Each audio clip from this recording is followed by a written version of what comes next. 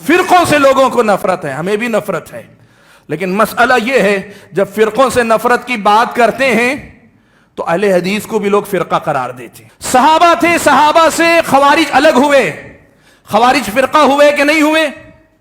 خوارج فرقہ ہوئے نا، صحابہ بھی فرقہ ہوئے، صحابہ جماعت ہیں، صحابہ جماعت ہیں، فرقہ وہ ہے جو اس سے نکل کر گیا۔ بعد میں شیعہ الگ ہوئے، شیعہ فرقہ ہوا کہ نہیں ہوا؟ صحابہ فرقہ ہوئے نہیں، وہ جماعت ہیں۔ نواسب وجود میں آئے، نواسب فرقہ ہیں، صحابہ اپنی جگہ پہ قائم ہیں، وہ فرقہ ہیں، وہ جماعت ہیں۔ آپ ایک بات یاد رکھیں، ایسے ہی ایک ایک بدعت الگ الگ ایجاد ہوتی گئی، یہ سارے فرقے ہیں۔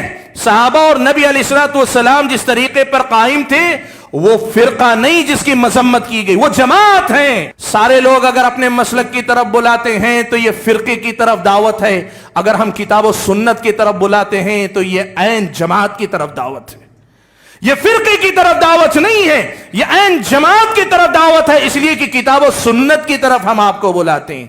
ہم کتاب و سنت کو اس طریقے پہ سمجھنے کی دعوت دیتے ہیں جو صحابہ کے زندگی میں تھا، صحابہ نے جیسے اپنایا تھا۔